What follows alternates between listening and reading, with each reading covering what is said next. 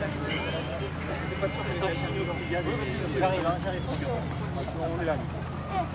mecs là-bas, ils te donnent, tu dis que t'es malade.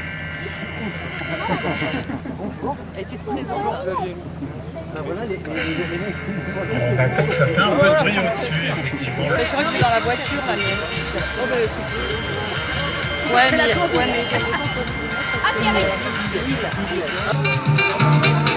Et puis là, vous avez une musée de l'air. C'est facile à trouver. Il y a 3 Fougas Magistères aux couleurs de la patrouille de France devant.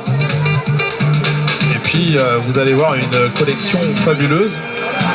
Par exemple, vous avez un Cap 20 de l'EVA, l'équipe de voltige de l'armée de l'air qui appartient à la JBS maintenant.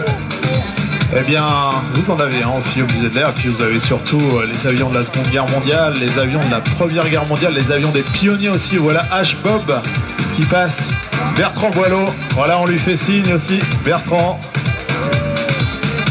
notre pilote d'Air France, ancien de la patrouille de France. Voilà, on lui fait coucou, bravo, bravo. Ouais, je vois Jean-Marie là qui lève les bras au ciel. Il applaudit bien fort.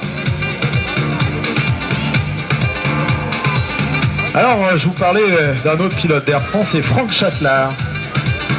Franck, je le connaissais pas l'année dernière, puis un jour j'étais en train de me promener sur le terrain du Plessis-Belleville. D'ailleurs, sur le terrain du Plessis-Belleville, au passage, il y a pas mal d'avions de collection, c'est très sympathique. Puis il était avec son jeu d'aile D120 construit par la société Vasmer, qui était une société qui était à Issoire. Il se promenait, puis on a discuté, il m'a dit ouais, je travaille chez Air France ou ça, j'ai un cri-cri et tout. Et puis cette année on a décidé de le faire venir. L'année dernière il est venu nous rendre une petite visite avec son petit garçon et son jeu d'aile D120. Et puis cette année il a décidé de venir avec le cri-cri. Le cri-cri c'est tout simplement le plus petit bimoteur du monde. Alors petit clin d'œil parce que l'ami Franck Châtelard, lui il vole au quotidien chez Air France, puisqu'il est officier pilote de ligne, c'est-à-dire copilote sur Boeing 777. Qu'est-ce que c'est que le Boeing 777? C'est tout simplement le plus gros bimoteur du monde. Et puis, pour son plaisir, les week-ends, là comme aujourd'hui, devant vous, eh bien, il vole sur le plus petit bimoteur du monde, parce que le Cri-Cri, c'est le plus petit bimoteur du monde, cet avion. Qui est équipé de tout petits moteurs, vous entendez? Regardez, il fait un passage tranche pratiquement. 2 petits moteurs qui développent 15 chevaux chacun.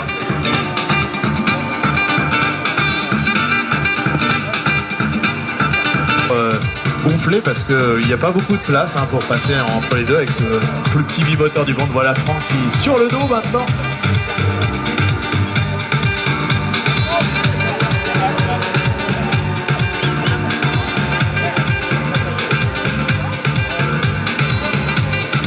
Et cet avion, eh bien, il a germé dans l'esprit d'un monsieur. Faut bien dire un monsieur, parce que c'est quelqu'un d'extraordinaire. Michel Colomban. Un gars qui cherche à faire les plus petits avions avec les plus petits moteurs et avec des vitesses impressionnantes. Parce que ça va à peu près à 200 km/h. Il y a 2 fois 15 chevaux. Là, dernièrement, l'ami Michel Colomban, il vient de sortir un ULM, le MC30 Colibri, qui est bien un petit monoplace avec un tout petit moteur avec des performances impressionnantes qui va lui aussi aux alentours de 200 km/h. Voilà les tonneaux de Franck Châtelard. Michel Colomban est un instructeur à l'aérospatiale, qu'on appelle maintenant EADS. Et puis, donc, il voulait réaliser un avion un peu particulier qui va faire un petit peu la nique entre guillemets aux Américains, parce que les Américains sont incapables de concevoir un avion comme ça. En tout cas, ils l'ont jamais fait. Et la première fois que l'avion a été présenté, c'est en 1973. 70 kg, maintenant 80 à peu près, ça dépend du constructeur. C'est un avion qui est que la charge utile. Son nom vient tout simplement du prénom de sa marraine, de la marraine de Michel Colomban, Christine, une des filles de Michel Colomban. C'est une structure en aluminium renforcée de carbone. On peut avoir des facteurs de charge de plus 0,45G et moins 2,5. C'est un avion qui n'a jamais été égalé dans son domaine.